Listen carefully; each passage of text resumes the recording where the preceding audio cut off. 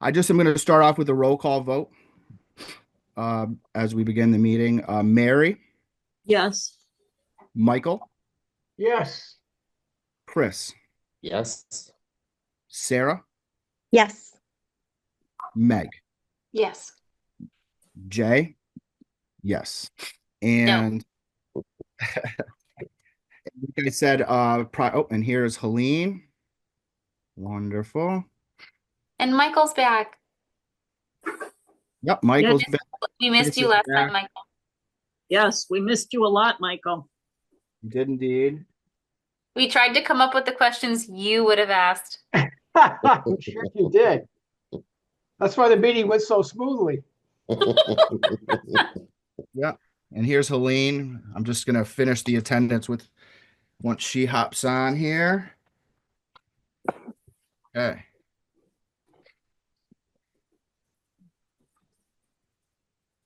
Oh.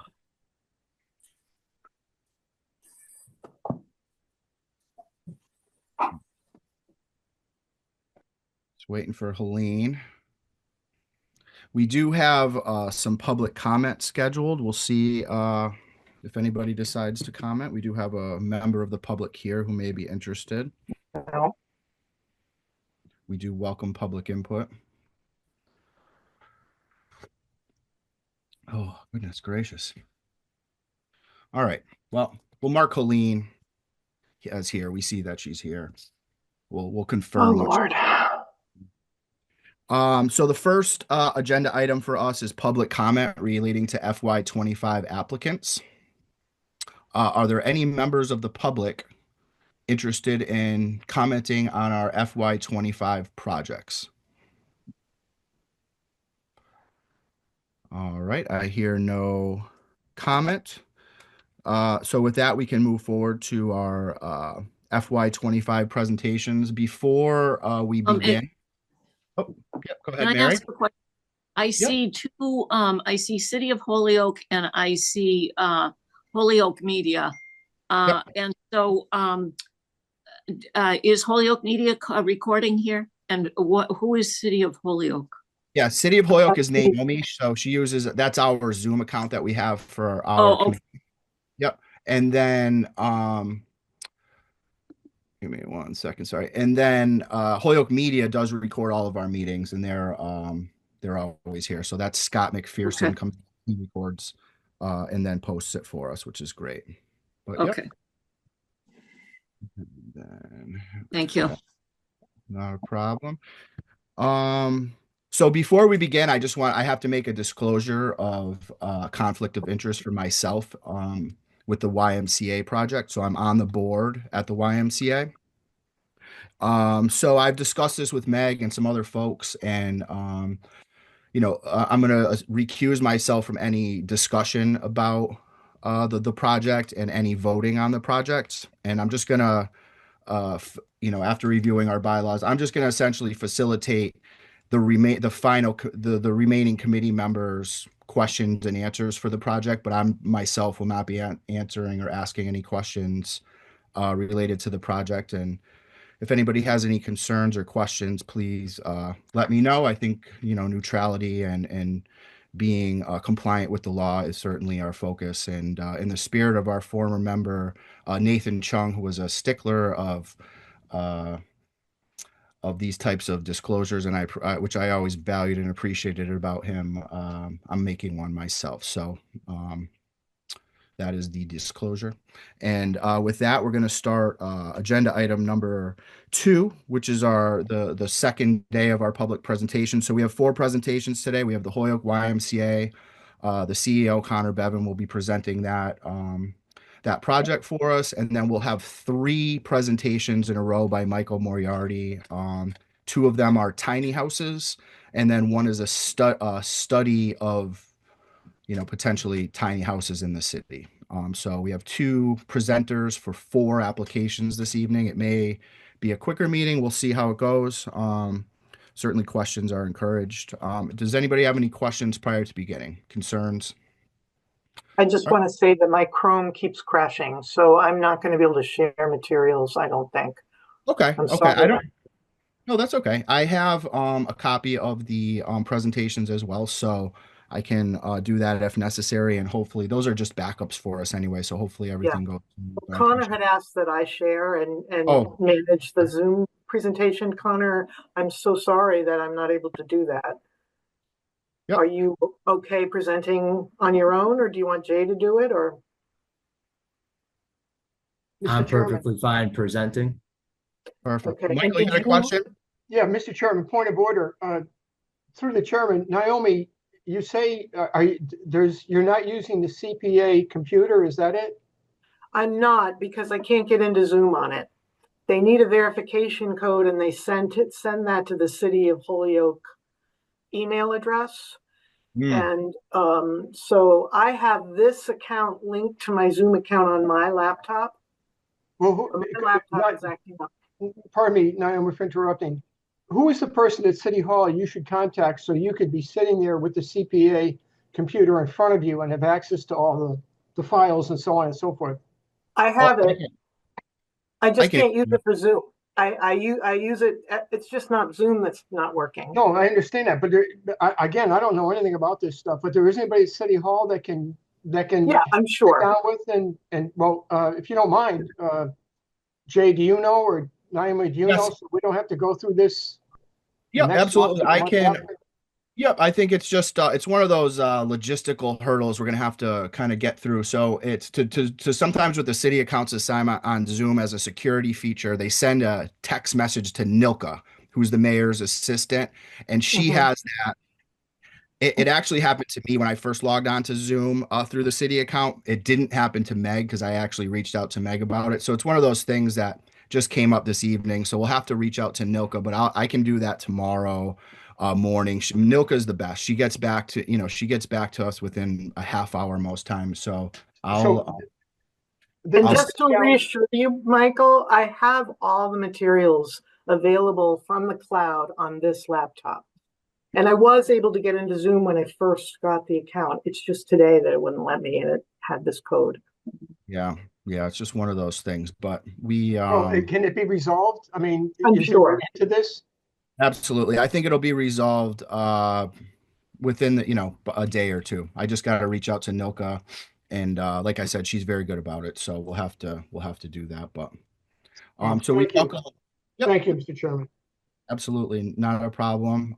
We do welcome Connor from the Holyoke YMCA. He's presenting a project relating to an outdoor pickleball court. Connor, the floor is yours. Good evening, everyone. Thank you all so much for having me today. My name is Conor Bevan, pronouns he, him, his. Very grateful to be the incoming CEO for Greater Holyoke YMCA. I've been in this role and hopefully everyone can see the presentation. I've made it full screen. Thrilled to say I've been in this role for 9 months, and I'm excited to present to you this evening. Our mission, which I think you all are aware, but I'm just going to give a quick highlight of our background of organization, our impact, and then we'll get into the presentation. What's critical is we help all in the Greater Holyoke community achieve their fullest potential in spirit, mind, and body. We've been doing this for a very long time. We're turning into our 139th year, one of the oldest social service entities in our community. And our pillar programs for more than a century all root back to 3 primary areas. That's youth development, healthy living, and social responsibility. We've been trailblazers in these 3 primary areas for, again, a long time. Anecdotally, you'll see the first volleyball game ever. We are known as the birthplace of volleyball. That's in 1895. And fast forward to just this year, we've installed the virtual golf. Now, our kids are playing virtual golf, and in 2025, you'll see a batting cage with baseball and softball here at the YMCA. So we've been a trailblazer in sports and recreation. Some highlights in youth development. We have about 200 kids a day go through our programs, and that's in preschool, toddler, and after-school programs. We operate sites here in Holyoke, as well as 3 satellite sites in South Hadley. We are proud to be the CPPI early education partner with HPS. We are the only partner with Holyoke Public Schools that offers their preschool curriculum, 3 cheers.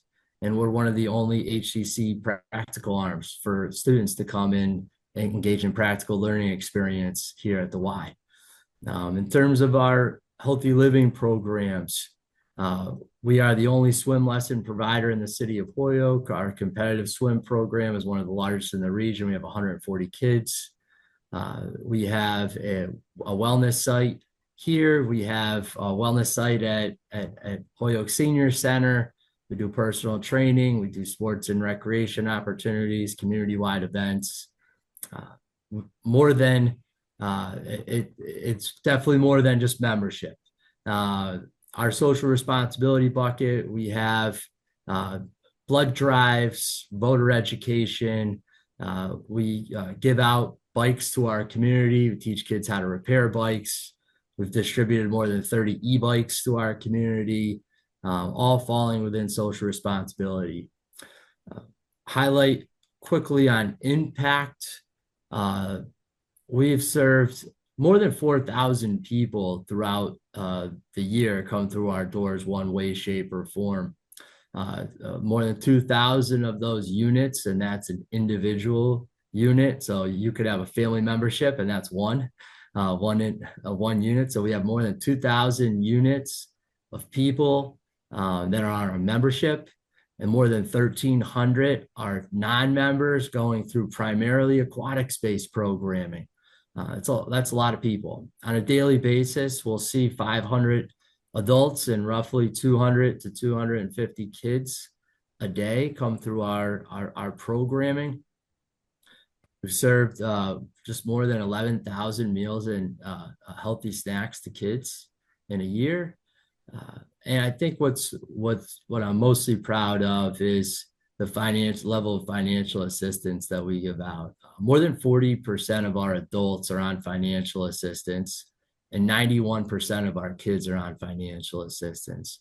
We really pride ourselves for never turning anyone away. And most recently, we've just launched a partnership with the city of Holyoke to offer a 20% discount to any municipal employee.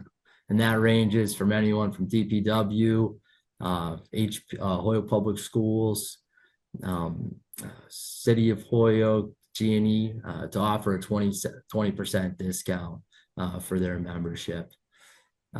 So that's a little bit of us and impact. I would love to show a video. I'm going to do my best to play this video, and hopefully Conor, you all can. Yes. I have it keyed up, believe it or not. So if you want me to play it. If you could, I'd have to stop sharing my screen so you could share. Okay. Is that okay with you, Naomi? Yeah, that's fine. Okay. I have you have to embed the video.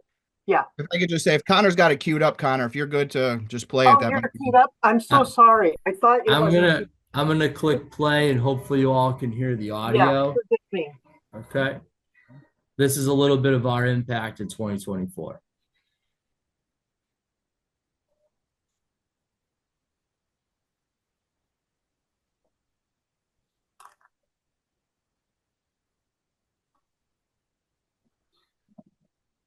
I can't hear audio if there's audio. Are you not able to hear audio? None. Yeah, no. Okay. So I'm gonna hold off on this, and potentially at the end of the presentation we can watch the 2 videos that we've displayed. And you all should have a copy of those videos, and I apologize for any technical difficulties. But I want to be mindful of our time and our time allocation. So I'll move on to the next slide for now. We're here to talk today about pickleball. Before I go into the details of our project, I'm just going to give a quick overview of pickleball. It is not a fad. It is here. It is widely popular across the world. But I'm going to focus on some statistics just in the United States here. Since 2020, it is the fastest growing sports the last 4 years. You can see it's grown over 200%. 1/5 of our adult population, roughly 48 million adults, have played the game in just 2024. So that's 1 out of 5 adults play pickleball or have played in 2024. Locations are popping up in almost every single nook and cranny across the country. There are 10,000 unique locations with more than 44,000 individual courts. And that number is growing by the day, by the month. Most commonly known in our region, surrounding towns and cities such as South Hadley, East Hampton, West Springfield, Westfield, Longmeadow, Amherst. And we even have residents that go so far as Suffield. Suffield has tons of pickleball courts. But we have residents from Holyoke driving all around our region to access pickleball. Again, back to 1 in every 5 adults playing pickleball. I think a common misconception is around age. Pickleball truly is an intergenerational game, and statistics now are showing that. So the actual average age for pickleball has declined in the last 4 years. It's gone from 41 years to 38 years, showing a trend for younger generations that are becoming more active in the game of pickleball. Now, why is it so popular with multiple generations? Mostly because of accessibility, ease of play. It's easy on the body, so it's low impact still, yet it's a cardiovascular activity. It's fun. It's a lot of fun. Informally, it's almost like a big kids version of ping pong, but very equally as competitive. So that's a little bit of background on pickleball, the sport. It has taken off fairly significantly since the pandemic, but the sport does date back to the 70s, at which time it was created. So it's been an extremely fast growing sport the last couple of years, and something that I believe our community would benefit from and find as an asset. Okay. A little bit of our process and plan to date. So I've shared with you all, I've started 9 months ago. During that time, I've done an assessment of our land and talked with our board, our staff, and community members around utilization patterns and what we can do with our existing footprint. Lo and behold, you're looking at a vacant parking lot, and it's really has served as a community-wide parking lot since we've purchased 160 Beach Street. So it's served primarily as a parking lot zone for residents. It's really only used by only two or so neighbors, primarily on winter services. So when like days in which we need some additional parking on our street, 2 residents use it as overflow parking. And then once in a blue moon, you'll see a car there because of a birthday party or a special event in our neighborhood. Other than that, we do not use it for programmatic purposes. Now, for us, when we're serving anywhere between 500 to 700 people a day, space is at a premium, and we need to identify mission-specific space. We have engaged in a survey with our staff, our members, and our community, and this is bubbled up to the top. We have gotten and paid for an architectural rendering and even contacted some general contractors to get into some feasibility. We have enough square footage for 2 pickleball courts within this parking lot zone. So it leads us to just present a great opportunity for a public asset. It's already being used as a public asset for parking, but we really could turn that into a high growing need in the sports and recreational community and offer it to our residents in Holyoke. What you're seeing here is a architectural rendering of the project. Now, the gray zone would be Beach Street, and the yellow zones are buildings. The building to your right, the smaller yellow zone, that's the Lou Parent building. It's a child care building. And the yellow zone to your left is our existing gymnasium and our existing entrance from an elevator. So hopefully that gives you an idea of what you're looking at. Beach Street being public access, so the public side, and the yellow zones being our building. The green zone is an AstroTurf, and where you're highlighting the light blue zone is the pickleball courts. I'll walk through the rendering to highlight some features of this. We would install additional lighting. We would also have camera security systems in place surrounding the pickleball courts. There would be movable benches that could be installed in the middle of the pickleball courts. And you would also highlight fencing that would be, and I'm going to see if my cursor, if you all can see my cursor, there's existing fencing here, fencing here, fencing all the way to the back of our building. And I'm highlighting a lot of the safety and security measures. So if investments are made in a pickleball court renovation, I want to reiterate the safety and security measures of public investments. So we would have camera security, we would have fencing, and the last thing in safety, we do have an in-house housekeeping team that does multiple times a day. They do sweeps of our facility to clean any debris that is caused by either general public, wind, you name it. We do sweep and clean our areas pretty frequently. I want to highlight a door right here. This door, I'm circling it with my cursor. This door is access from our building to men's and women's and family changing room lockers. It also is access to an elevator space here as well.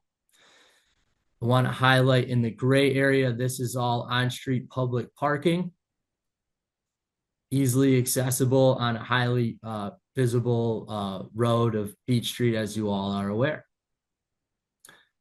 Parking is not only here, parking would be in our main parking lot here, which is also open. I'm kind of circling it right now, but there is parking available here. Lastly, with our nets that are installed here, they will be similar to a Jones Point, removable in the sense that you would be able to, during off-season, take them out physically. That way it preserves the surfacing as long as possible.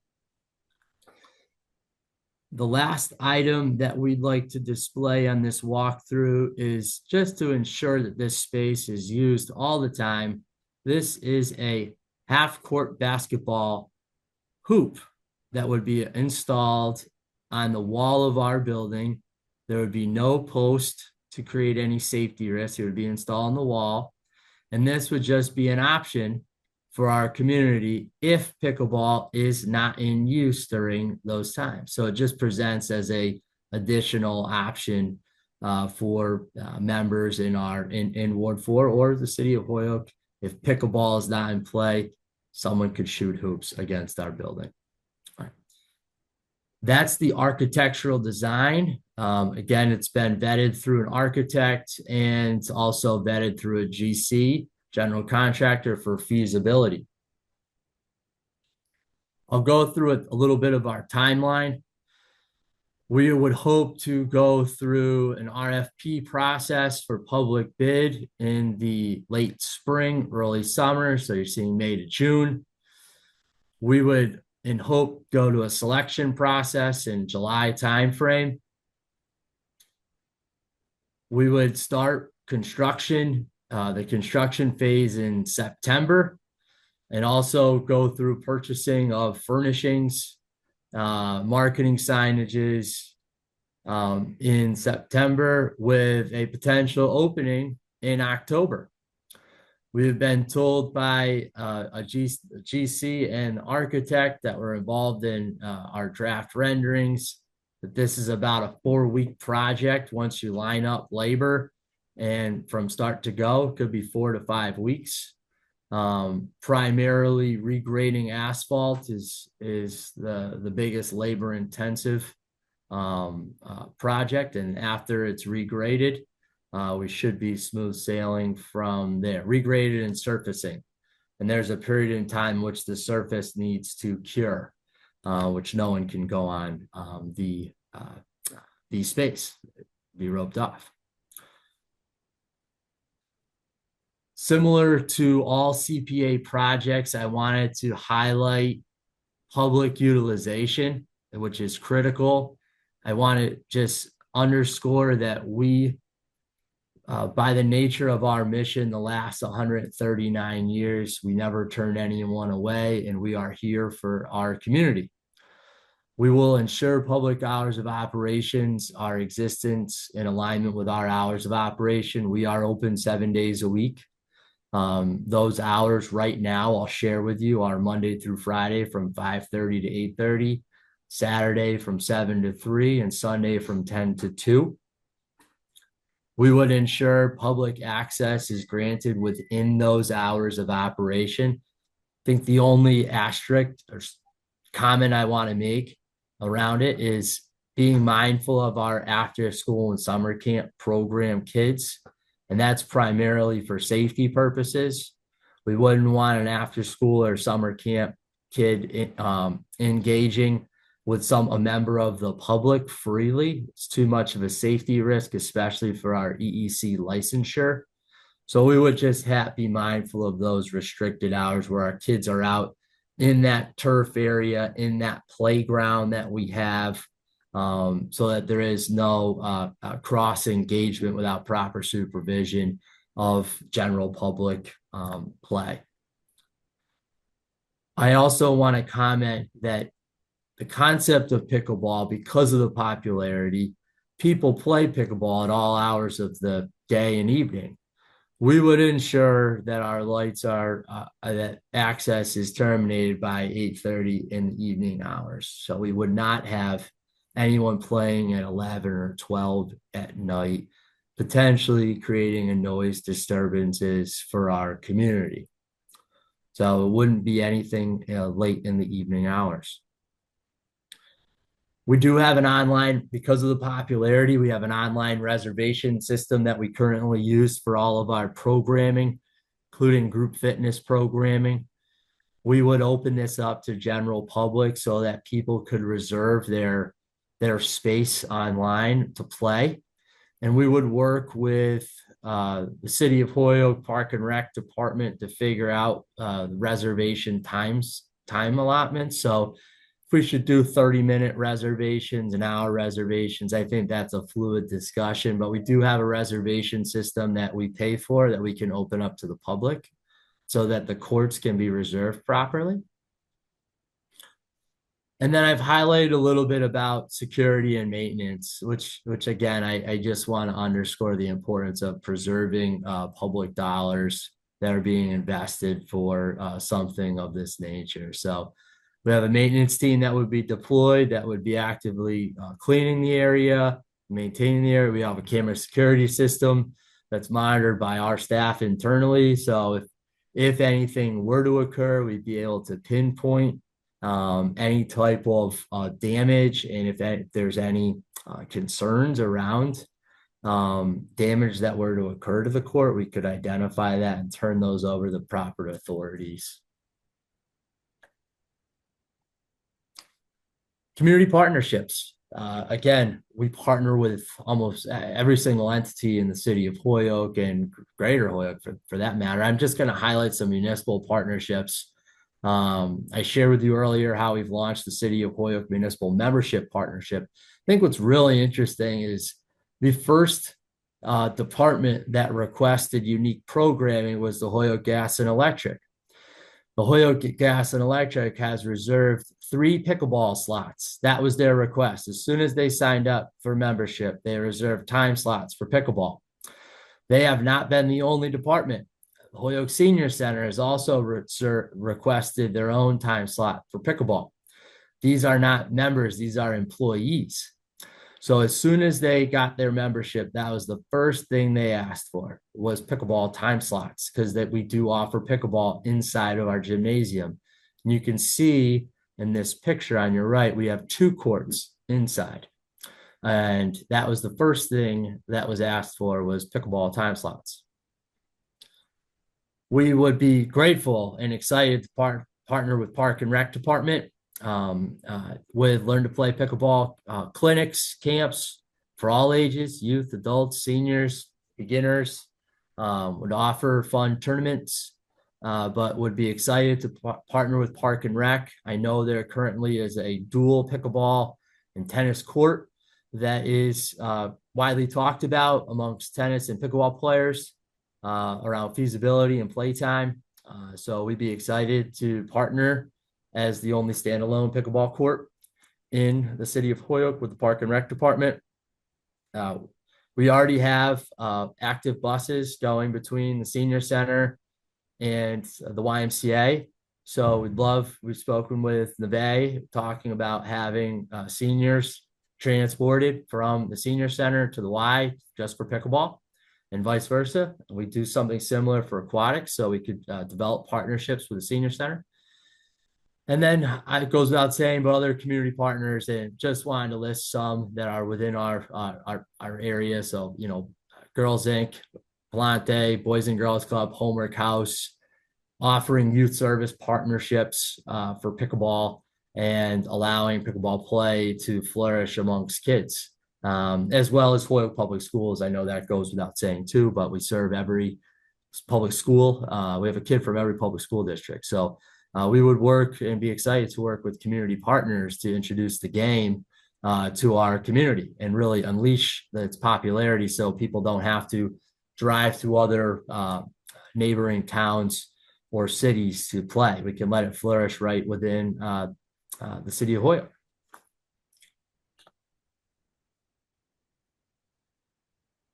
This could be my final video that I have. There's no audio to this, so I'm going to play it. It's and hopefully everyone can see.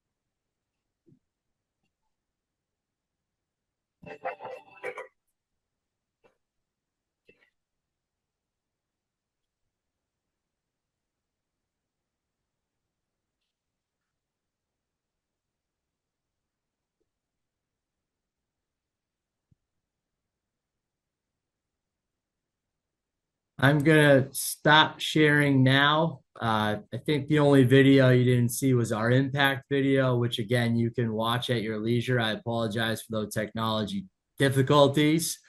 But I think I've taken up my 20 minutes. Jay and committee, I don't know if there's any questions that I can help answer. Yeah, thank you. Appreciate that. And I do have, we did receive this week the presentations. I think we got them yesterday or the day before. So I will share those with the committee. We'll also be adding those to our FY25 spreadsheet that we've been building on since the eligibility phase. So with that, I'm going to open it up to some questions. I see Sarah's hand raised. Just a reminder, you're muted, Sarah. Yep. Yeah, thank you. Thank you for such an informative and well thought out presentation, Conor. So just a couple really clarification questions. So you talked about daily maintenance of the facility. And so as far as longer term maintenance of, is there any idea of kind of what that might entail for like replacements or whatever? And has the YMCA kind of planned for, how that might ultimately be funded?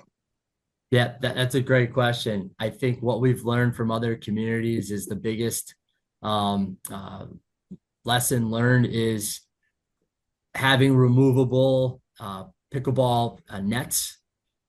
So if you get the removable nets, they actually extend the life of the surfacing.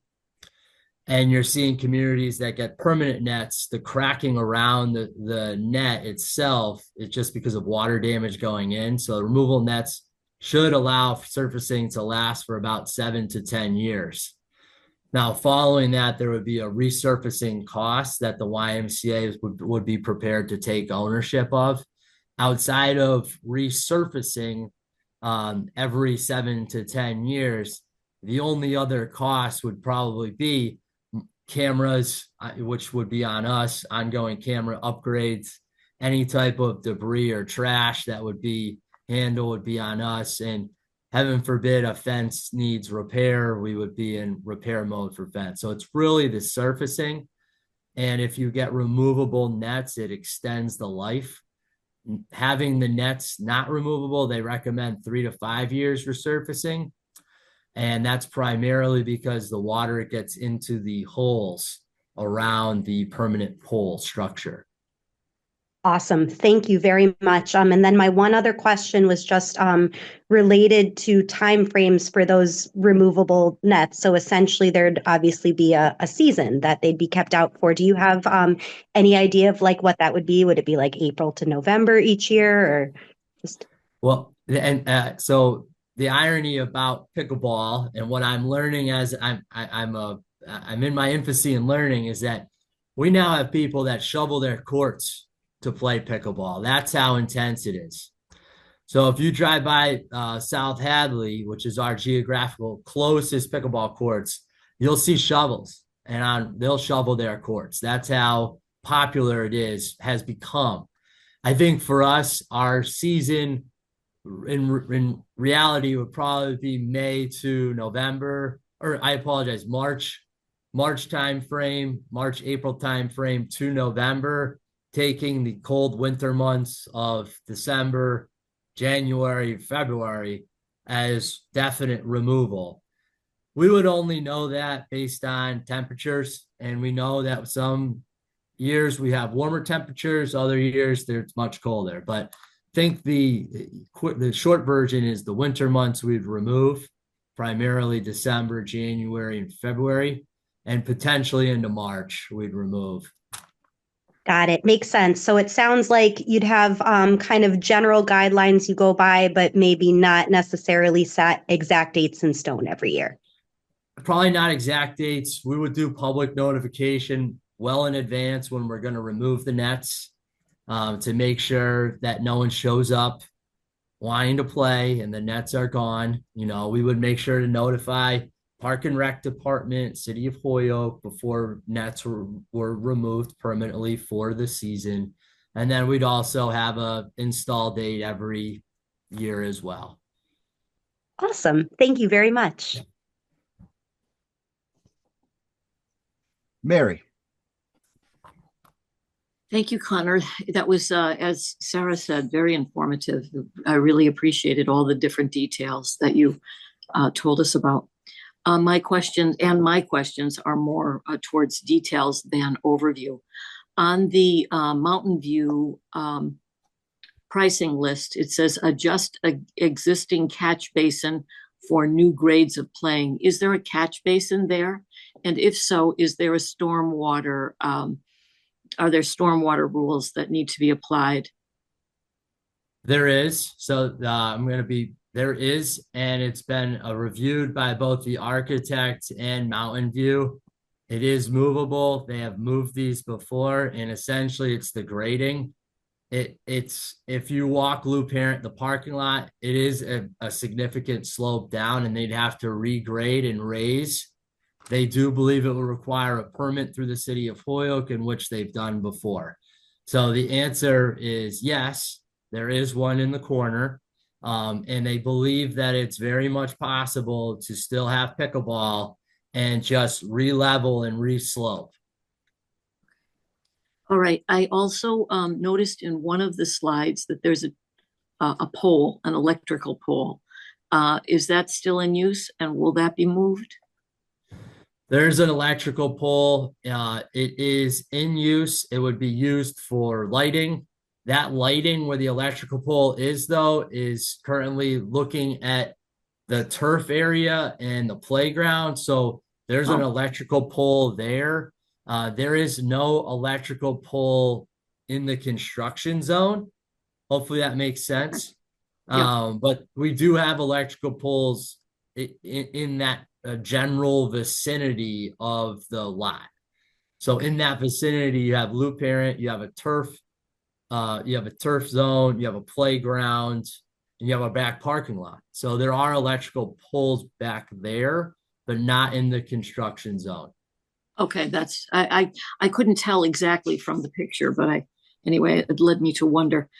Okay, and on this this estimate, it says that the nets and poles, and you said the camera system, none of that is listed on this estimate, or it says that they're not included. So who will the Y be picking that up? Yeah, so the Y is essentially going to be picking up our cameras. The lighting would be in the CPA, so I believe lighting is included in that budget proposal. I believe the removable nets are included as furnishings in there. Cameras, though, are not included. Fencing is not included. And again, this is our estimate through Mountain View. I want to underscore the public bid process. The rendering would go out to public bid, and we would then solidify a minimum of 3 bids with a finalized RFP. I see. Okay. Yeah. So this is our first pass at what we believe is a healthy estimate to get the project completed in full. We would go out to a full bid, though, if awarded. Again, I don't want to sound presumptuous, but this is our architectural and GC feasibility concepts. Thank you. Those were my questions. All right.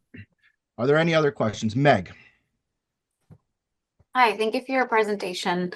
And I really appreciate that you're trying to use a space that's underutilized and for something that I know a lot of people are really excited about seeing come to Holyoke. We've heard about pickleball for a number of different Parks and Recs projects, right? People are always like, well, could it go there? What about here?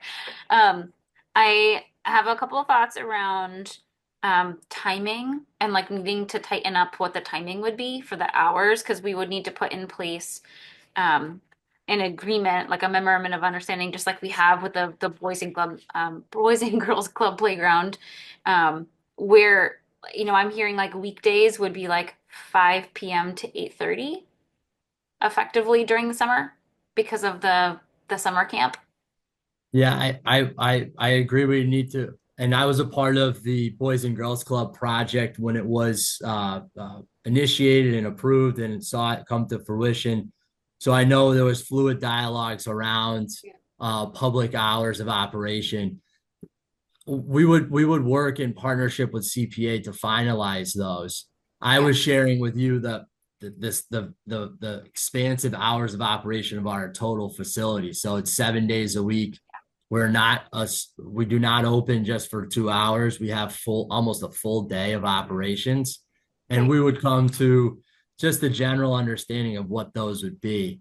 So, again, I could speak in theory, Meg, of what those could be right now, but I'd want it to be just a two-way dialogue as to what hours would make sense, and also just underscore some targeted youth service hours. So a prime example would be our after school hours between the hours of 3 and 6 would be really, really tight Monday through Friday from September to June, because we have 200 kids here.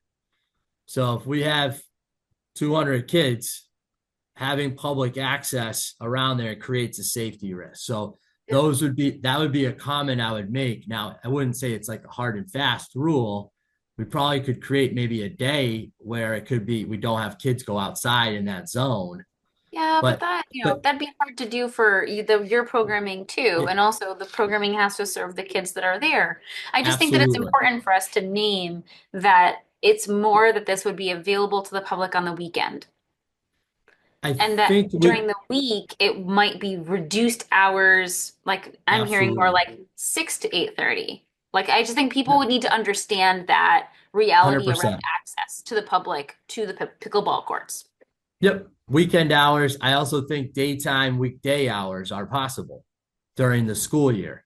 So if we look at daytime, weekday during the school year, we could run something like 6 in the morning or so. Again, I'm highlighting 6, 7, 8 in the morning to potentially 1 or 2 in the afternoon hours before kids get released. They're very much possible. But we definitely are more than amenable to coming to the MOU agreement as to public hours and making sure signage is readily available and communicated to the public as to those public hours. Yeah, I can imagine figuring out how to share with the public the hours will be important, and also how to share with them the sign-in system would be important. The sign-in system, and I didn't mean to interrupt, the sign-in system does allow us to block time. So we can have open time and block time. So if you were to sign up during the hours of 3 to 6 during the school year, it wouldn't even be an option. So you wouldn't be able to reserve your spot during that time. So definitely something that we would work in partnership with you all on if awarded.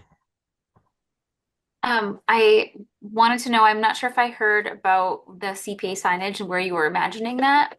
And then I was also wondering around the budget, because it says it's 100% of the ask is going to come from CPA. We often ask folks if there is some sort of matching funding, or is there a likelihood that this could be matched in some way?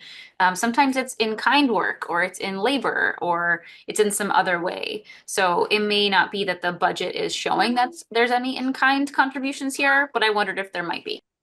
Yeah. So I'll answer the signage question first. That would probably be a fluid dialogue between us. That's what I would hope, that we make sure that there's ample signage throughout the park.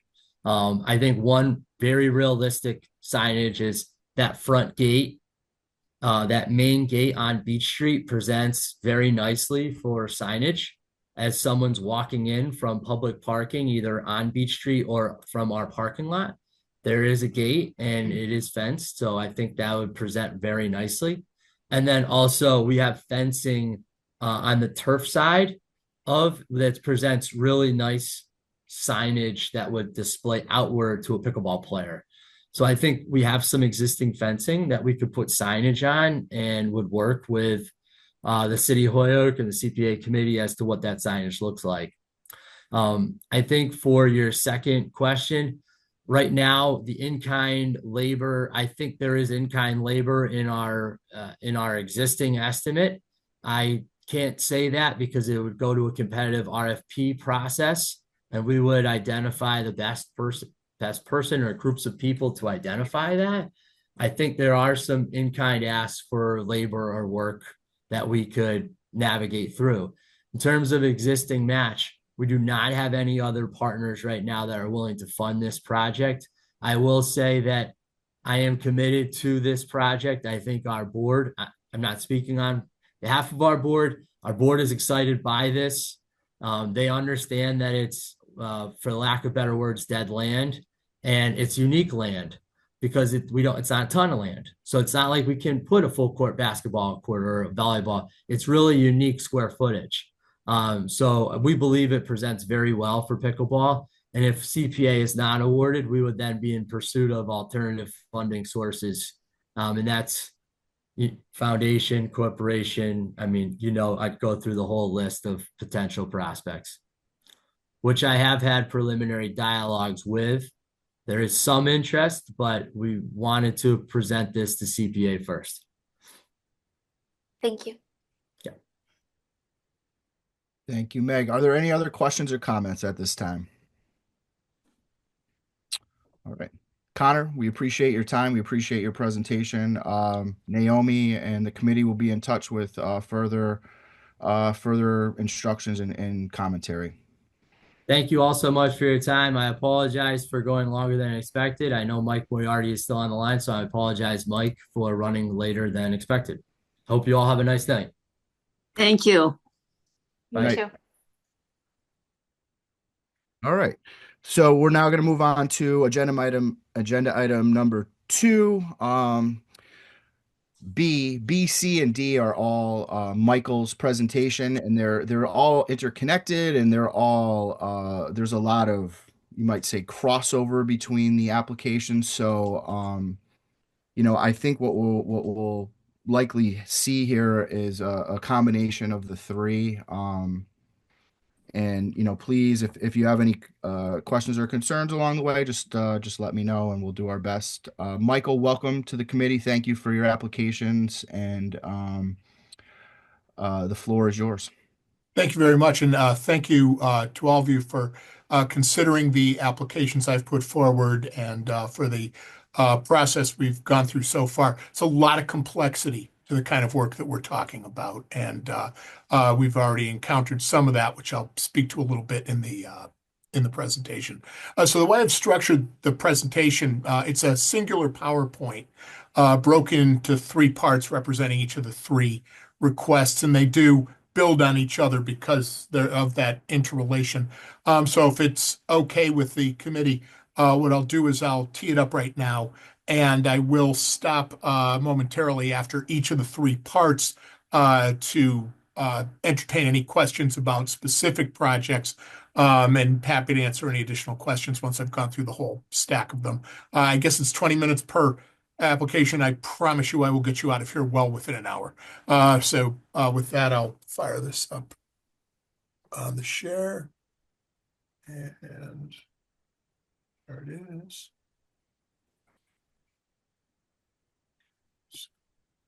And bear with me. Oh, I see. My technical skills have their limits as well, so but I think we're there. Okay. So again, this is a presentation for 3 affordable housing projects. 2 are for the production of affordable housing, and the third is for support of affordable housing by way of looking at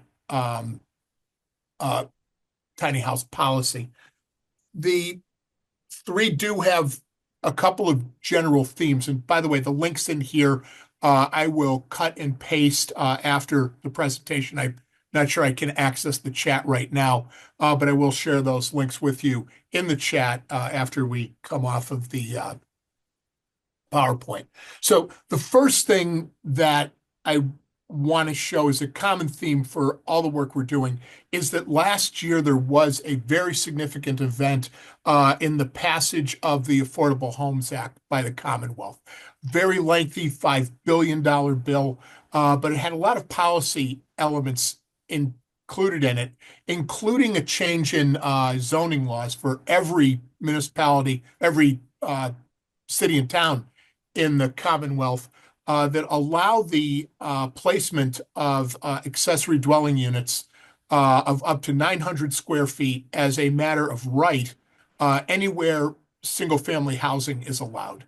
That's a major change. We've got some prior work that we have done in Holyoke with tiny houses, and citing the tiny houses was very challenging because of limitations on the zoning law. That has now significantly changed, and that helps facilitate what I'm able to do with what I'm asking here, but also is part of why I think it's important that we be thinking long range and proactively about how to integrate these new rules into the city housing establishment. The next thing is to tell you about a partnership that I've been a part of for the last 4 years with the University of Massachusetts Design Build program. They approached us because Holyoke is a very attractive location for this program. It's a spring semester class with the 5-college consortium.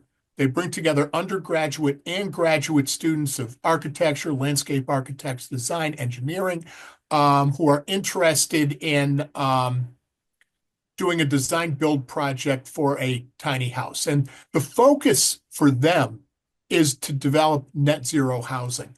They measure all the materials that they use, the product production tasks that they are involved in, and how energy is going to be sourced in use of the house to try to achieve net zero, which means whatever carbon footprint creating the house cost will be recaptured, and the house will actually be able to generate, assuming you put solar panels on, that the house will be able to generate more electricity than it cost and become net zero within a fixed number of years. So they study that, they integrate that into a design, and then they actually put hammer to nail and build the project over the course of the following summer. So it's a pretty intensive, interesting program. And they reached out to us because they needed a nonprofit housing organization who could assist them with some of the practical sides of finding a permanent location, as well as adding, in addition to their net zero interest, affordable housing into the mix, which is very much our mission. So they delivered a house to us about 3 years ago. Many of you may have seen it or even toured it when it was temporarily placed on the corner of Main and not Spring Street, Middle Street off of Race. And then a second one was delivered to us last summer. Those are now both on foundations in their permanent site on Dwight Street. That represents 3 prior years of history working with this program with One Holyoke. The third one is actually the subject of the first project that I'm making a request for this evening. So the 2 you can see in Holyoke right now have no involvement with CPA, but it is a longstanding involvement with this program. Part of our ask is to signal to them that their work in the city of Holyoke is valued, that there is local support for what's going on. Now, we've measured that in many, many ways. All the visitors to the open site, collaborating organizations that have worked with us, including the Gas and Electric Department, Gary Rome Hyundai, the O'Connell's Engineering, who provided a lot of material support and labor. Holyoke has certainly welcomed them with open arms. This would be another manifestation of that. Because we really want this relationship to continue on for the long haul, and I know so do they. So those are the 2 common threads through all of these. So now, moving on to part 1, which is what the students who built this house entitled the Eighth Sister Project. They like to find a theme that has to do with the region or the work that they're doing. So this is simply a map of where it is located in the flats, right squarely near the center of the flats of Holyoke. And then drilling down a little bit more closely, you can see that it is fronted on East Dwight Street. The lots on either side of East Dwight Street are also owned by One Holyoke. All of the frontage on that block is ours. That's one of the reasons we chose this as a location. It's got Michael. Yes. Are you progressing through the application? Because I'm still just seeing the cover page. Yeah, I am on my end, but if you are not, let me try to figure that out. Yeah, it says I'm on slide 4. Does that make a difference? Nope. Okay. Currently sharing. I'm going to stop the share and I'm going to start it over. All right. And see if that helps. Alice.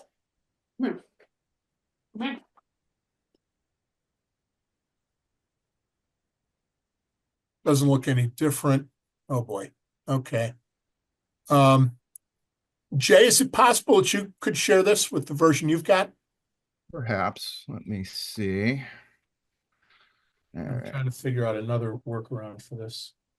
Let's see here. Oh, that's interesting. I'm simultaneously going to look at one other. You know what I'll do?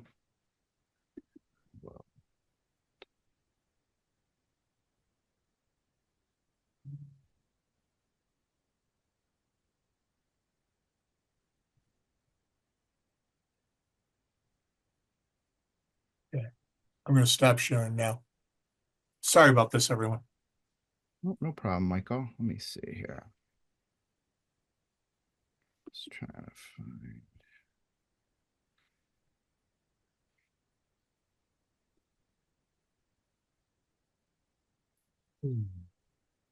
Does that open up as a PDF or a PowerPoint on your end? It looked like a PowerPoint. Good. Okay.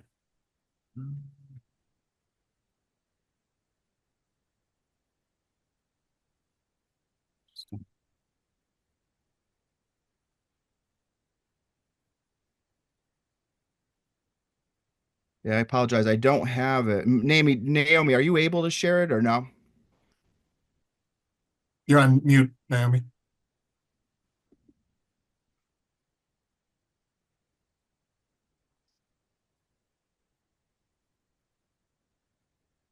Sorry, my laptop is extremely slow. My Chrome is working, although slowly, and I definitely have a slideshow, so I'll try to share it right now. Oh, that'd be great. See I haven't brought it up yet, though.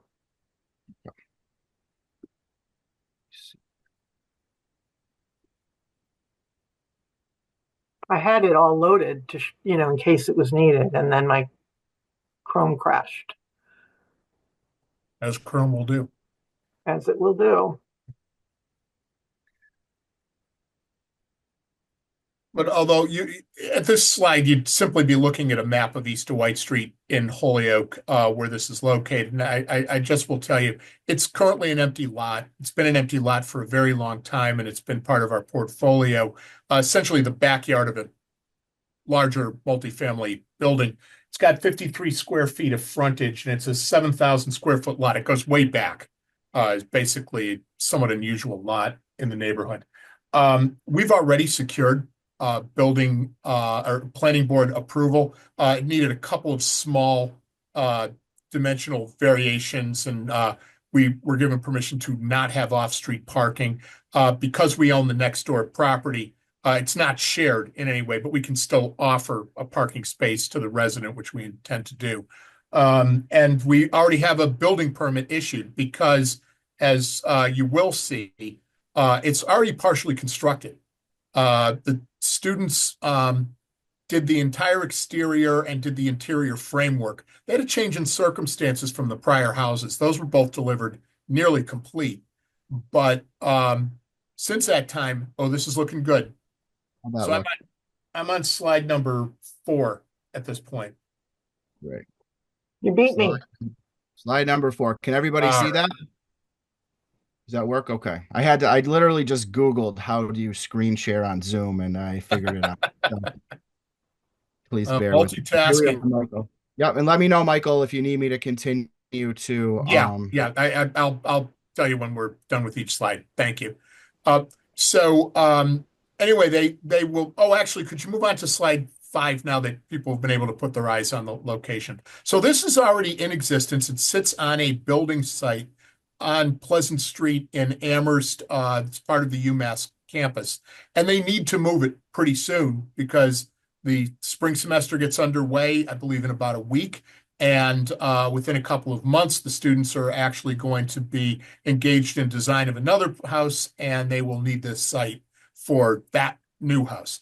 They were able to do the full work and have a UMass building professional do the sign-offs with the permission of the Holyoke Building Department, but that person retired. They did not have a replacement that was willing to provide that service. So now they have to do all of the work involving plumbing and electricity and other things that will be closed behind walls when it's sited in Holyoke so that local building inspectors can come in and sign off on those different elements. So that was a change in circumstances up to this point.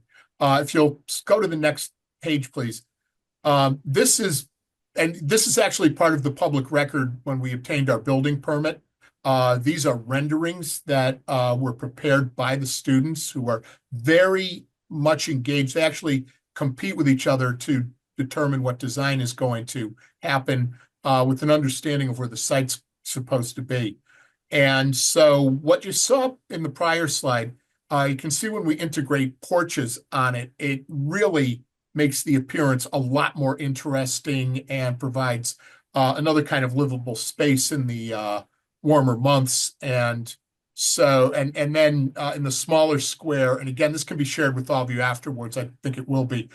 You can look more closely and kind of see how it's situated towards the back of the lot. If you go ahead and slide down just a little bit, Jay. This next tile simply gives one of those renderings a little bit of a closer look for you on the screen, and we're ready for the next slide at that point. So that image is lost, which is unfortunate. One of the things the students did is a really nice, significant ground improvement plan, which we fully intend to install. And that's not just going to benefit the resident of this new rental unit when we receive it and place it. It's going to benefit the residents of the 4-unit apartment building on the right and the 8-unit apartment building on the left, so that all 13 residents now have a side yard that is a more extensive common space for them to use and share. And for the entire neighborhood, it's just going to be a kind of street garden. It's going to be a great enhancement, I believe, to the neighborhood. So one of the students' focus was landscape architecture, so that was certainly a significant contribution by her. Michael, can I interrupt you for 1 second? I just want to just welcome Lauren Niles from our committee has joined us as well. Lauren, welcome. We've completed the YMCA application, and Michael has begun his first presentation for the tiny homes. Thank you. Go ahead, Michael. Hello, good to see you. So that's the overall plans. The status at this point is that we have already got a building permit. We have already installed helical piers, which this house is going to be set on. There's not going to be a foundation in this case, different than we did with the other houses. Students actually didn't love a foundation. There was some value to it for storage purposes and for accessing utilities. This design doesn't necessitate that. And the less concrete you use, the better if you're trying to achieve a net zero outcome.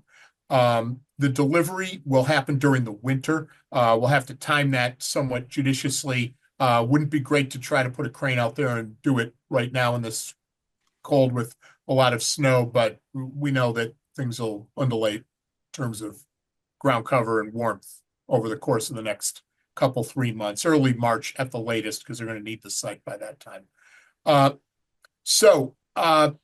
We received this house because it's in furtherance of our affordable housing mission.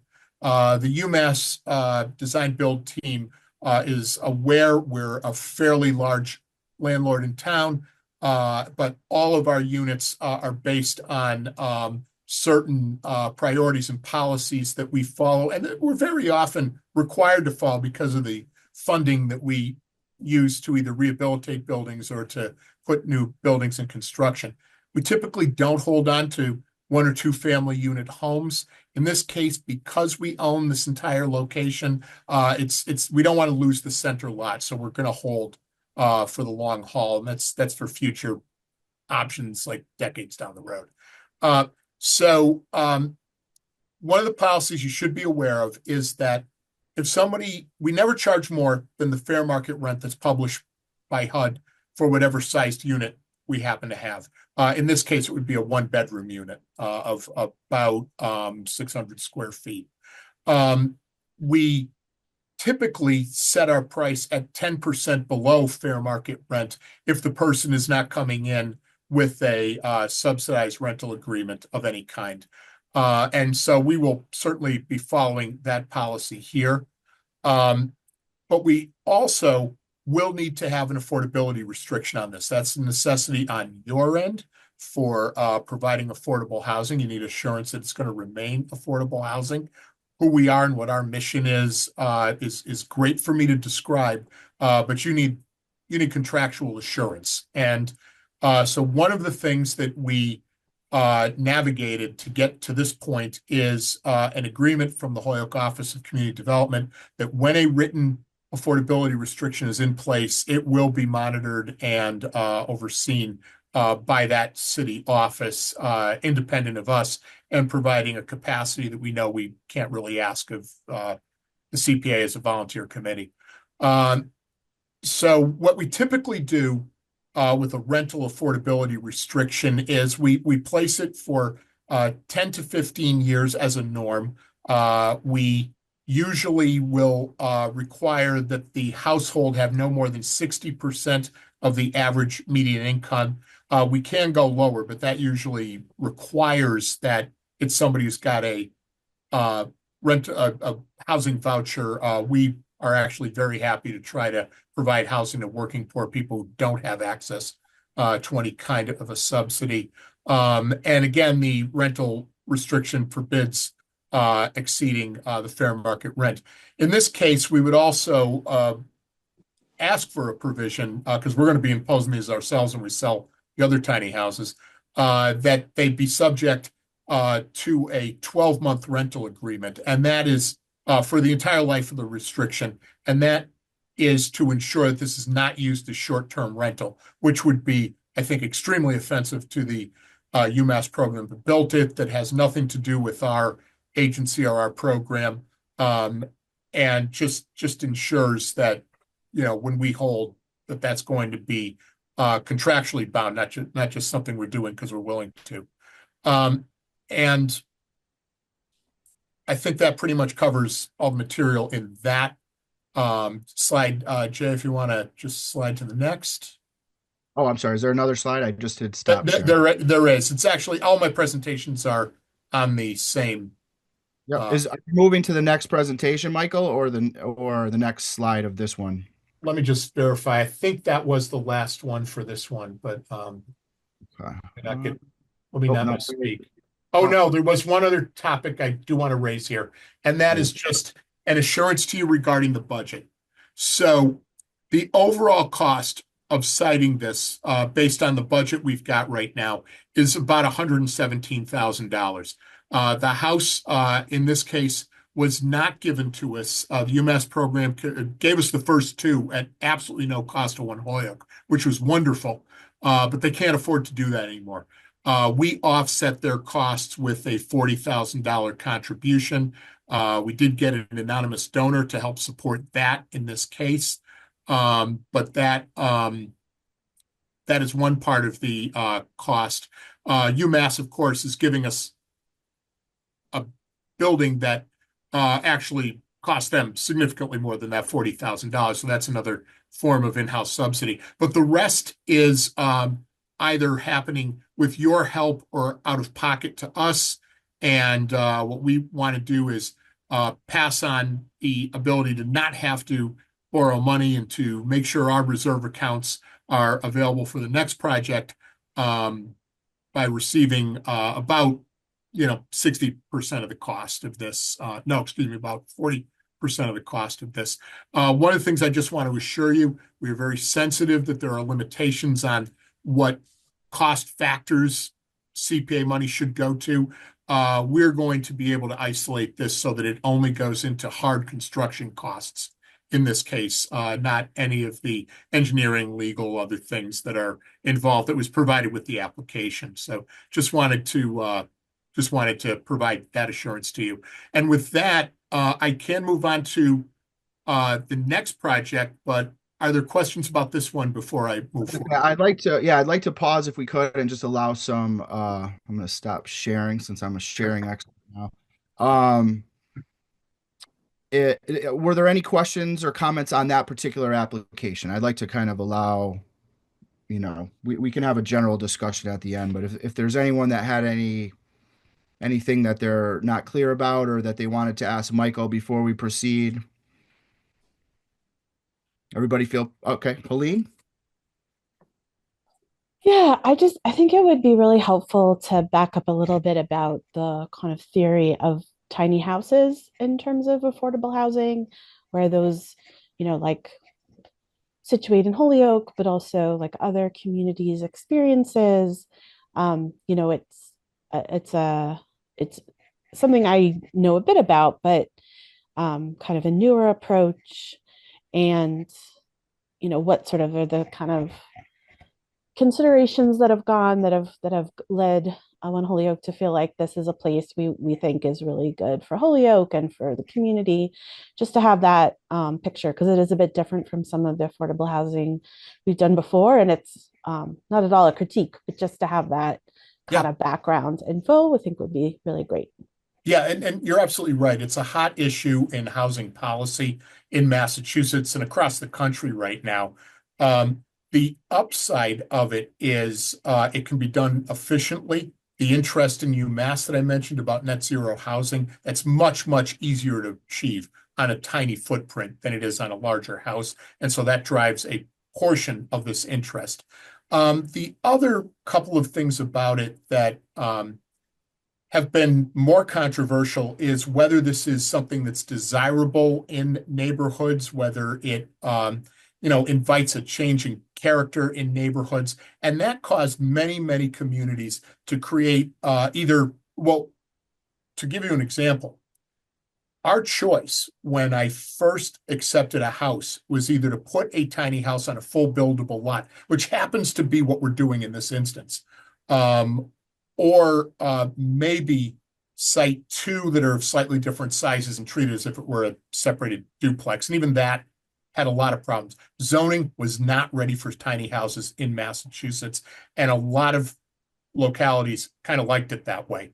Holyoke, though, actually did, through our city council, put through an ADU provision before the Massachusetts law was passed for the downtown residential zones. This happens to be in a downtown residential zone.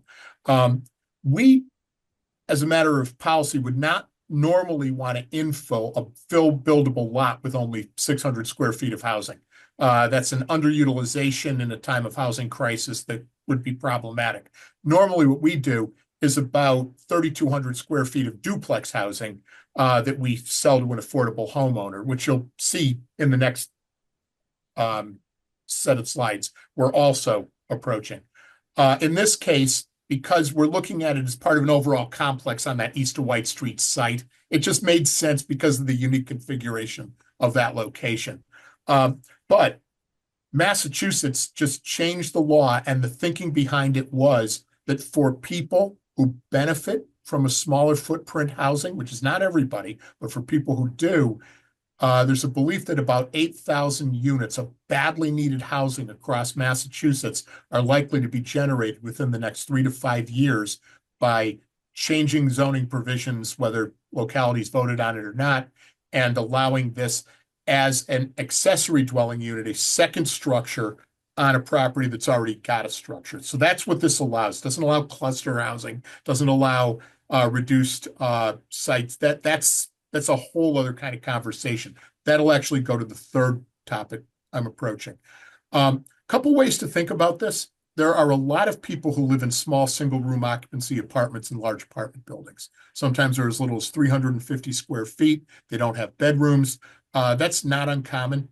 You can think of 300 square feet tiny homes as being a single-room occupancy by other means. It's essentially very similar. Otherwise, they're just very quaint small cottages. I'll tell you, my wife and I would never survive in that small of space, but some people can. And one of the ones that you'll see on Dwight Street that's 650 square feet actually has 2 bedrooms in it. So with the right kind of design, you can get a lot of bang out of very little square footage. And that's one of the design challenges that people are rising to right now, which makes this a really interesting field. In terms of affordability, small size means smaller cost, means faster and more ready production for small organizations. So we're all over that because it just makes so much sense for who we are and what we strive to do. Thank you, Michael. Meg. So I'm hearing what you're saying about tiny houses, and I'm wondering, so a lot of the portfolio that One Holyoke has had has really leaned into the 2-family model, where the way that they afford these homes is they can have a tenant in that second section of the house. Right. Why move from that model to the tiny house model? So I'm going to I think you'll see this in more force when we get to number 2, which is a home ownership project. But as a general rule, we're not moving away from that model. I am more interested in providing a second unit of housing down the road to people who have a single unit, but are maybe a household struggling economically. Because we do know that creating a rentable space creates, it's a wealth building measure. It, for the tenant, creates a place to live, but for that homeowner of relatively modest means, it gives them added value at the end of the day. And what I often tell people is, if you look at the 160 times we did duplexes, primarily in the flats, but many other locations in Holyoke, we sold them all, and we didn't have a single purchaser of ours lose their home to foreclosure, even with the 2007 housing crisis. And part of that is, while we will only sell to people who are living paycheck to paycheck, that rental income saves people's bacon if something bad happens to that paycheck. And so we stand by that model. This is not One Holyoke moving away from it. It just happens to be a slightly different model, but that's one of the reasons this is rental. We're holding this one.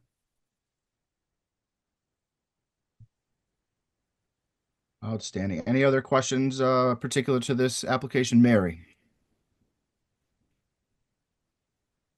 You're on mute, Mary.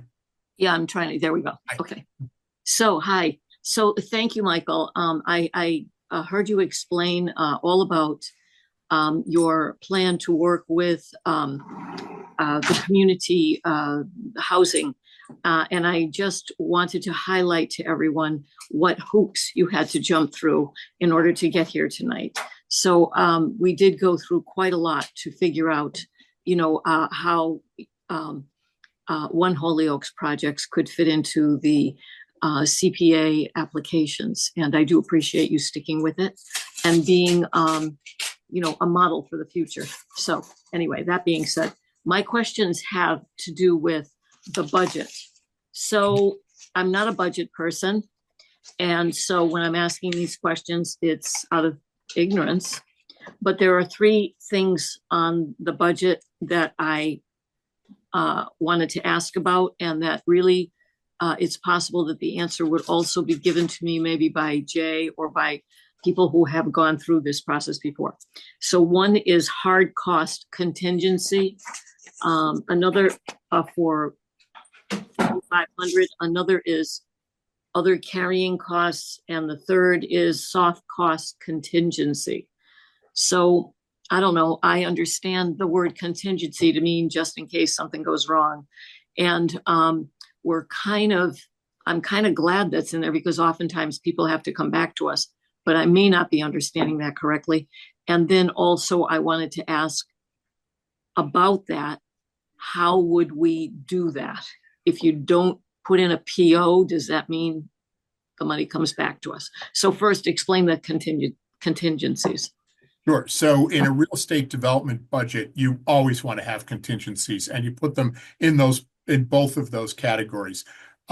We have a licensed construction supervisor on staff, so we mostly do our own cost estimation. A lot of what we understand about cost just goes back to other projects we've done within the last 12 to 24 months.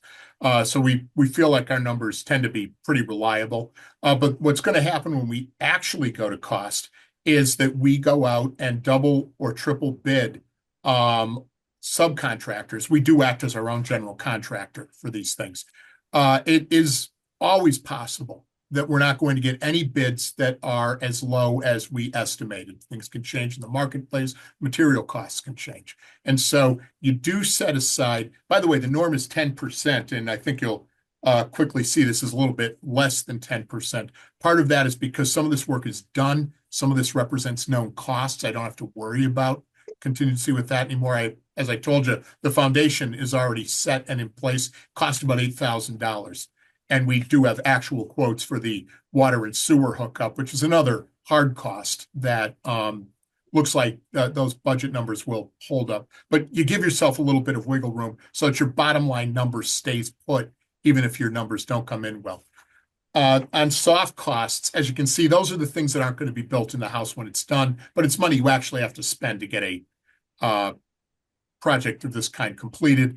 And so the same principle applies. You set aside usually about 10%. I'm just barely under 10% on this one. I think it was just a number I felt comfortable with when I was done crunching the numbers here. Because again, we didn't have to fill in a lot of the categories that you'd see with a larger project for something of this small nature. So that's the contingency side of it. To explain carrying costs, that's just something that always exists. We own this property. We currently insure it. We currently pay taxes on it. We currently make sure the sidewalks are cleared and that we keep it cleaned up. All of those are expenses we have to incur month by month. When our budget is done, we just go back and, when we see what the actual cost was, those get factored in. But as I said, we are only going to allocate the CPA money back to the hard costs. The hard costs aren't going to be less than $50,000, even with the contingency. So if you were willing to do that for us, I don't see any of it coming back. We'll put it all to use. Thank you. Thank you. Were there any other questions or comments for this particular application? If not, I can move us forward for part 2. Thank you. All right. Let's see. All right. All right. Part 2. Hey, thank you. So once again, I start off with the 160 Pine Street receivership project by showing you where in the city this is located. It is across the street from the YMCA, coincidental with Conor's earlier presentation.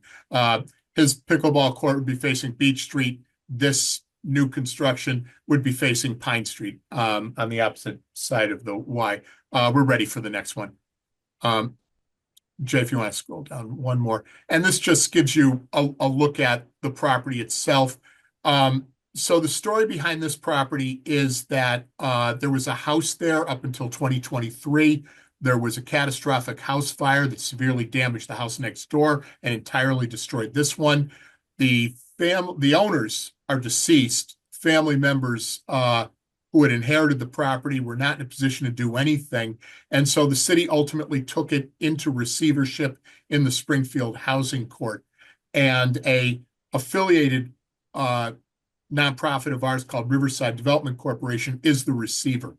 It's got 50 feet of frontage, downtown residential, that actually does not require we have to check in with the planning board, but we can build on these 50 feet as of right, as long as it remains the same use as before, which was a home. It's got 550 square feet. So if you want to go on to the next one, Jay, I want to just give a little bit of background. So what is all this talk about receivership? A lot happened with the Affordable Homes Act last summer, and one of them was that they changed the rules for court receivership to make it faster and easier for nonprofit organizations to take title before any work is done on the property. We currently have a motion pending before the Springfield Housing Court using this new law just enacted in July to transfer the ownership from Riverside Development to One Holyoke in a sale. The sales price was established by having a realtor go out and establish a fair market value of about $30,000. We will use that $30,000 to pay the city the taxes that are outstanding. We will also take care of a small portion of other liens that affected the property, and that will eat up all the money. There won't be anything left for the prior owners, and then we will have title. The city spent about $180,000 on demolishing the house that was there. Part of our agreement that will be approved by the housing court is that the city's going to forgive that so long as we agree to a affordability restriction. And so now, and I'm glad you're at this tile as well, which is a lot of verbiage, but just kind of notes to myself and something for you to refer back to. This is the home ownership project, and here's what we intend to do. UMass is ready to contract. We'll pay them $40,000, and they will deliver another tiny house, probably where that garage currently exists in the back or somewhere in its vicinity. But we're also going to build a single-family home of probably 15 to 1,800 square feet, a 2 or 3 family home suitable for a family with children. And so we're going to keep to that 2-family model, but with a different design. In this case, one single-family modular home with a pre-built tiny home by the design build program at UMass. That's not this semester's project. That would actually be their 2026 project. So another distinction between the prior request and this request, that request is very shovel ready. Like we should have a certificate of occupancy in 2025 and possibly have somebody housed there within this calendar year if nothing goes awry. This one, we're really looking out more over a probably at least 24-month trajectory. We will probably be participating in an ARPA funding request that's coming out very soon, or else we'll be seeking federal home funding that we've received many, many times through the City of Holyoke's Office of Community Development. So in this case, the CPA money would be matched with other subsidized funding. There are other pots we're going to. None have been committed to yet, but we do have an agreement with the city that they want to see the affordable housing. So we think there's going to be a great deal of interest on their part in being able to move this forward. We're currently dealing with 2 modular homes on Walnut Street, practically identical projects, where we've got identified buyers and we're very close to being ready for occupancy right now. So this is what we're hoping to do next at this location. So it's a little bit further down the pipeline, but Meg, going back to your prior question, this is absolutely following our prior wealth building 2-family home ownership model that we have enjoyed doing for years and years. The restriction will be a little bit different. This will be a restriction that affects an affordable home buyer. If we're using some of the federal funds we typically use, it'll be a household that is at 80% of our average median income. The people who move into the tiny house cannot be any higher income than that. Typically will tend to be even lower income than that. They will be subject to a housing cap. And again, because we really don't want to see short-term housing going on there at all, there's a requirement that for the term of the typically 15-year affordability restriction that will be put on, it's got to be owner occupied, or else we have to recapture the property from the buyer. And we're going to insist on 12-month leases, so it's not short-term housing in the tiny house. So those are things that are absolutely anticipated with this one. And so the CPA funds can help us with the cost of the acquisition of the property, can help us with the contribution that's required to the tiny house, which is a hard cost. It's an actual house that'll show up, or can be deferred until we're actively siting the thing and go into project house costs. We're more than happy to negotiate that with the committee as things move forward. So that's pretty much everything on that one, Jay.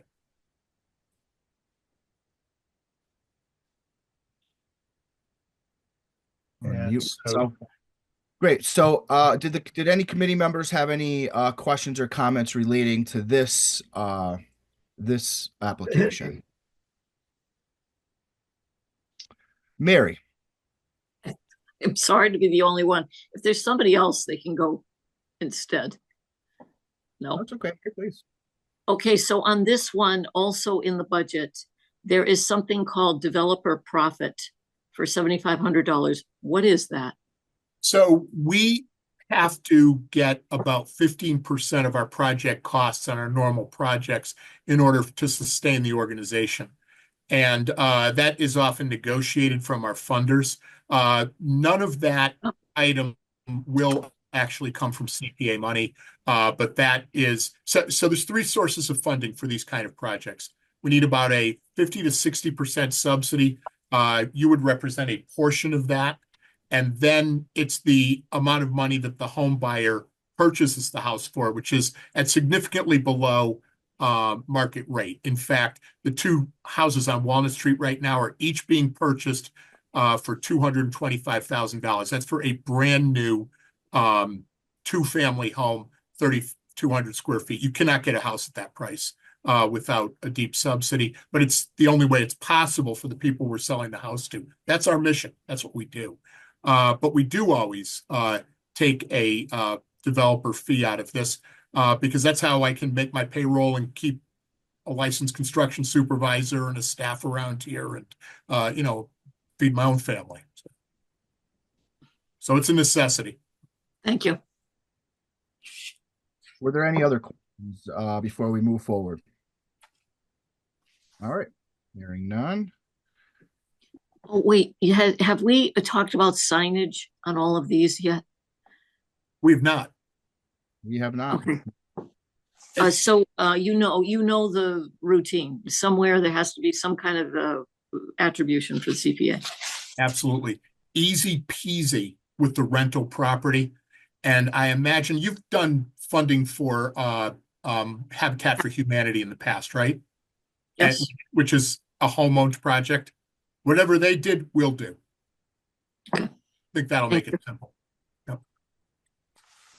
Absolutely. Any other questions or concerns before we move forward? Okay. Okay. And the third one, which I think we can make relatively short work of. Right. Okay, so I found a nice picture of blueprints, but just it's mostly the verbiage below. The first thing I did is I did look in the CPA guidebook. It's out there, and again, after we go off of this, I'll go into the chat before I sign off, and I'll share the 3 links that appear here. One of them is to the guidebook, which on page 26 gives some examples of where planning documents like this are anticipated and allowed, and it's part of housing support. Here's why I think this is of value. There's a lot of change in the law. There's a lot of specifics about Holyoke and its neighborhoods and its housing that requires study. There's a lot up in the air right now. There are some great organizations in Massachusetts that can come in and take a look at the structure of the law, the structure of our ordinances, and give people a blueprint of how to move forward with this style of housing that is, by and large, very new to this community, that's available for everybody. And because we've had now some 4 years of experience with this, and I've been very engaged with all these organizations, I think we're well situated to find the right professional, give them the pointers and the guidance they need here in town. But it's not going to be a one Holyoke document. And if you don't mind, along with the CPA, we might stick our logo in the pages someplace. But what it's really intended to do is exist in the library, in City Hall, on our website, on the city's website, and be available for planning board members, for the planning department, for developers, for property owners, so that there is something that gives some clarity to what can be done with this, because there's just a tremendous amount of uncertainty and confusion that exists right now. Examples of organizations we would invite when we do a request for proposal would be the Donahue Institute or the Massachusetts Housing Partnership, organizations of that kind who have a lot of experience with this kind of work. And obviously it would go to a well-qualified bidder that stays within the kind of budget that we have to offer with a scope of work that's basically what I just described to you. We also add something else to the mix. We have a community engagement department that has a lot of experience holding charrettes and doing surveys and reaching out to our community. We would work with that consultant we bring on board, and we would reach out to the community so that community voice and community desires and needs are incorporated in this and are heard by people.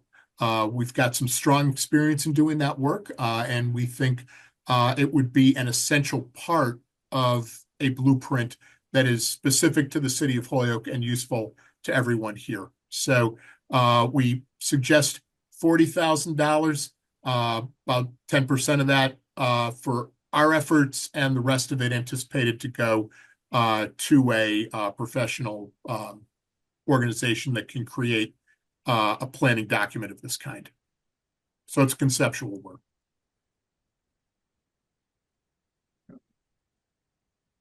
All right. So why don't I do that? There you go. Great. Thank you so much, Michael. That was a very professional and detailed application, and we appreciate that. I'm going to acknowledge Lauren. Welcome, Lauren. Hi, two quick questions, Michael. How do you see this project fitting in with a comprehensive plan? Because I feel like this is definitely something that's being addressed in the comprehensive plan. And also, currently we're working on an ADU ordinance in planning board. I guess my concern is that this is a little bit before you're going to have all the information to help do this project. Yeah, so hi, Lauren. So I think what we're looking at here is a more focused, deeper dive. The comprehensive plan cannot devote the amount of detail that I would expect of an organization like the kinds I just described to provide. Also, the timing is exactly right, I think. By the time this work was underway, I would think the planning board would be well underway to considering the sort of ADU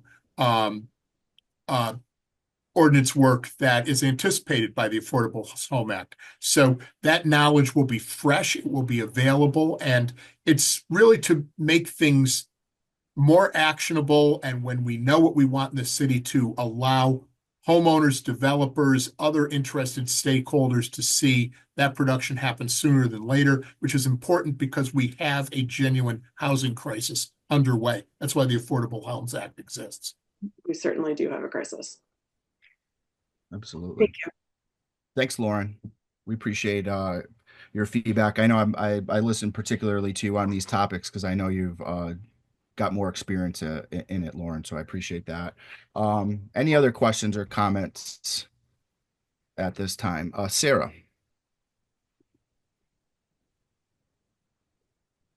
Hi, Mike. Thank you very much for a very, very thorough and very, very detailed presentation. So I don't really have a question, more just a comment.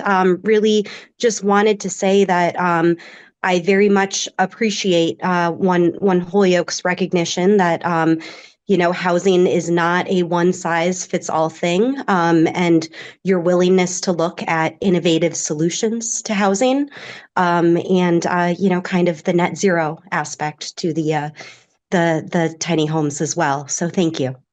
Thank you, sir. It's good to see you. Good to see you. Thank you, Sarah.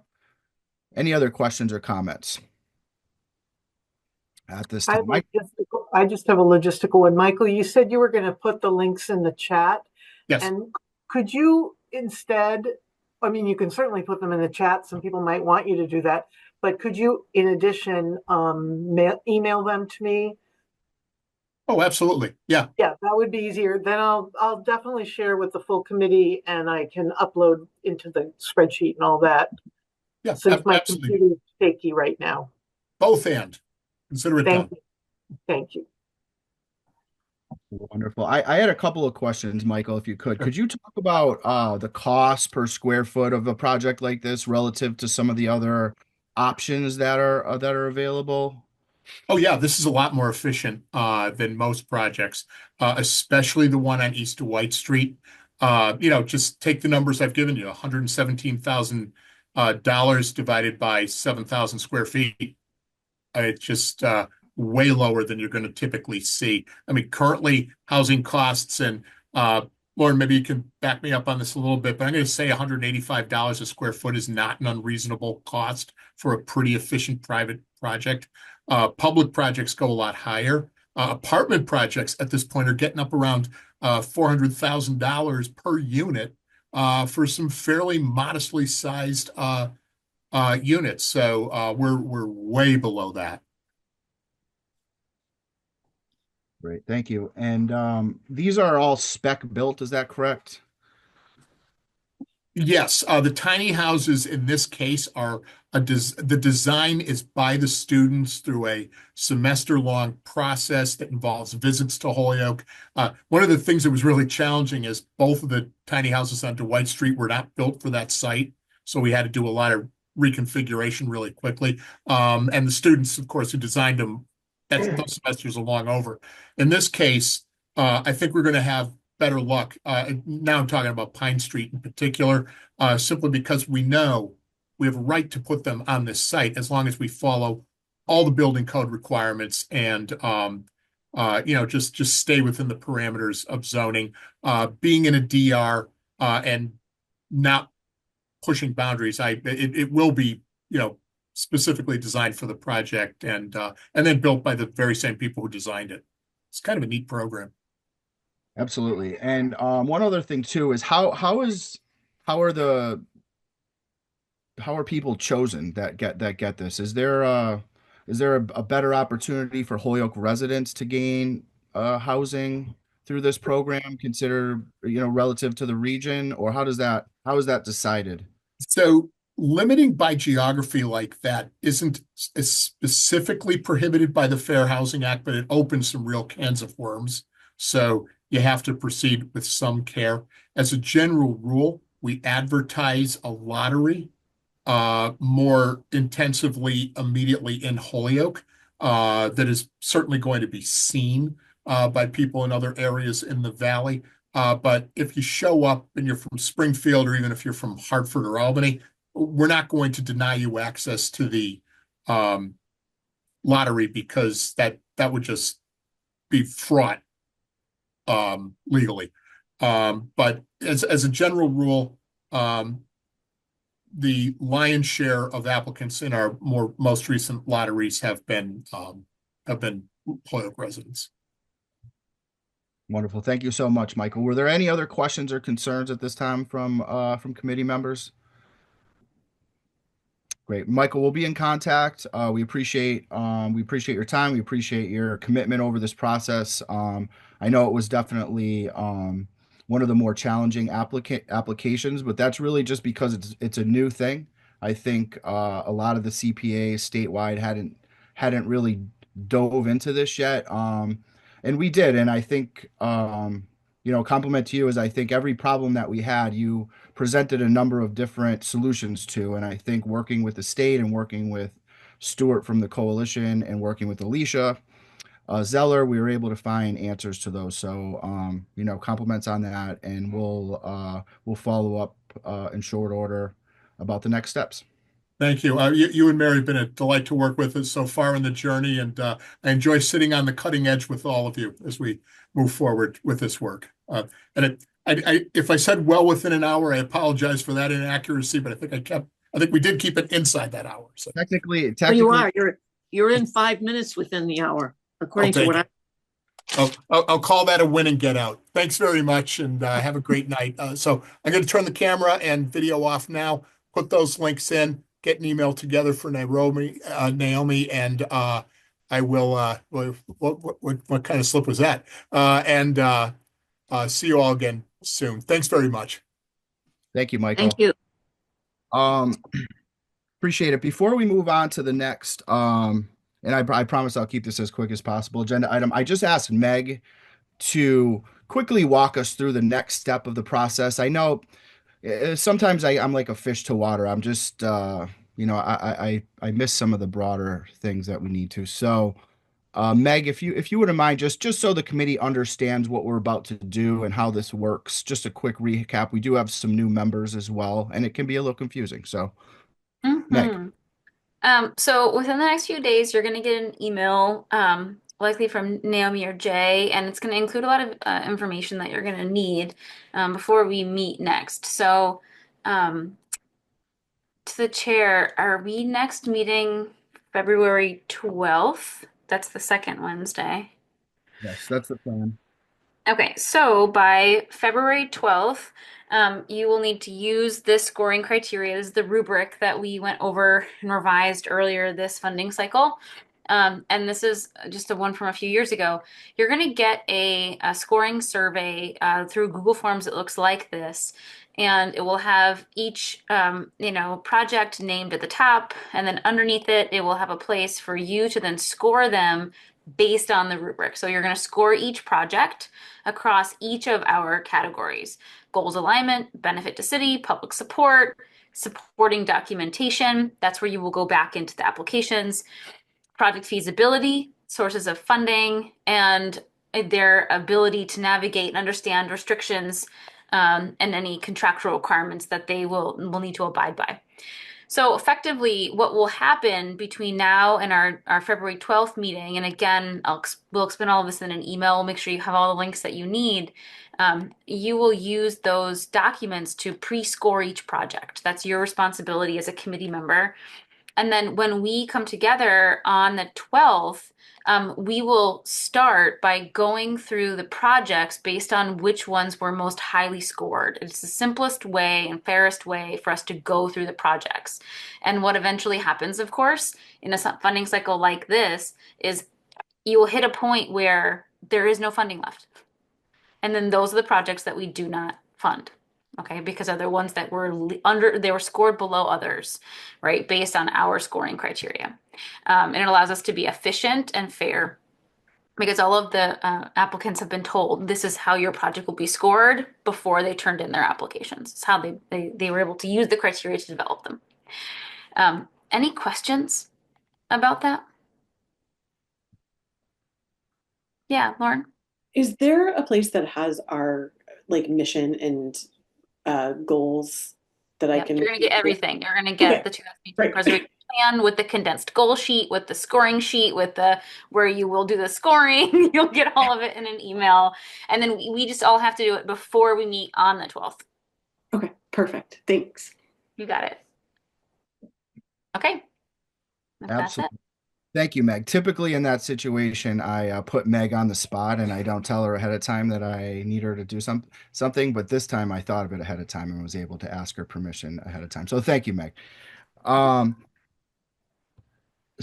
Moving forward, our next agenda item is I just wanted to give everybody some updates on our projects. I probably know it's been a little bit of a longer meeting. I've prided myself on our quick meetings, but the Jones Point project is just it's just a big project and there's a lot of moving parts to it, and I just wanted to make sure that I'm communicating well on that. I want to encourage everybody to reach out to me if you have any questions or concerns or unknowns, but we received the original engineering study quote was $90,000. We appreciate Sarah's good work. Has met and as well as Victoria Hool, our city engineer, who met with Ty and Bond and was able to, the phrase I use is beat that number up. And so, we essentially questioned every part of it. Why do we need this? Why do we need that? And we've gotten the number down to $73,000. I'll share that engineering study with the committee, but I wanted to let everybody know, just to be clear, that was it's a significant cost to the project. There's also an issue with habitat. Part of the proposed walkway, it goes into a buffer zone for habitat. I think it's 200 feet from the river. So we're working with the Conservation Commission. I believe Mary and Sarah and then Jeff Horan from the Conservation Commission are doing a preliminary site visit. Is it this Friday, Mary? Yeah. This Friday. So they're working on that issue. There's a couple of potential solutions to that. And we'll keep everybody posted. I think it's something we'll be able to solve. It's just one of a number of things that we problem solve as we go through projects. They can be pretty complicated. But yeah, we're continuing to circle a more firm number on costs on that. And as soon as I have that information, I'll share that with the committee and we can have a conversation about how we want to move forward to finish off that project. I think it's an important project for us, and I think we want to make sure we do it right. And as usual, my commitment is to try to communicate and make sure that we have an open discussion about it. And I do encourage anybody to question anything we're doing along the process. So Sarah spent a lot of additional time on this for us, working with Tom Reynolds. Tom's been very good. And that's the Joan Point update. Are there any questions or comments? Mary, do you feel like I've captured our discussions about that as well? Mary and I have talked at length. Any questions or comments on that one? All right. The City Hall basement documents are secured. They're at Wistariahurst in climate controlled room. So that's great. We appreciate Chris's good work on that, making sure that they were taken care of. I've mentioned it is relative to our other projects, a smaller amount of money, but I think no matter the size, we always want to make sure we're being responsible with tax dollars and respectful of that. And I think the committee's done so. We made sure that that was taken care of, and we got some good work from everybody on that. Can I ask, are they all at Wistariahurst, or a portion at Wistariahurst and a portion are at the library, correct? Yes, that's correct. So Okay. originally it had been decided, it had been asked for the library, but because of Okay. storage reasons, Wistariahurst was the solution. So we do have approval from Brenna on that, and Wistariahurst is sending us I'm not sure exactly the terminology, but just a letter indicating that they've received them, that they possess them. The CPA still does have control of them. They're just being stored there, and we can certainly move those if we like, but I think it's a nice safe space, and they're doing their thing. So the Wistariahurst retaining wall we had that we've already funded. Small issue, if you want to call it that, is that we had no eligible bidders for the repairs for that. It's there's a limited number of contractors that are able to meet the historic preservation requirements for that project. So Victoria is working with procurement to try to figure that one out. Our director of purchasing director just recently left. January 17th was Ted's last day, so we'll see how that goes. I'll keep people posted on that, and Victoria has been great about communicating in every aspect. So those are the updates. Does anybody have any questions? Michael? Mr. Chairman, I mean, what is so peculiar about historically restoring a wall if you're going to use the same stone and you're going to use the same methods? How does a wall is a wall, as long as you use the same material and use the same design and use the same methodology of putting the wall up or putting the wall back. I don't understand what's so peculiar about being historically correct, or how could you not be correct?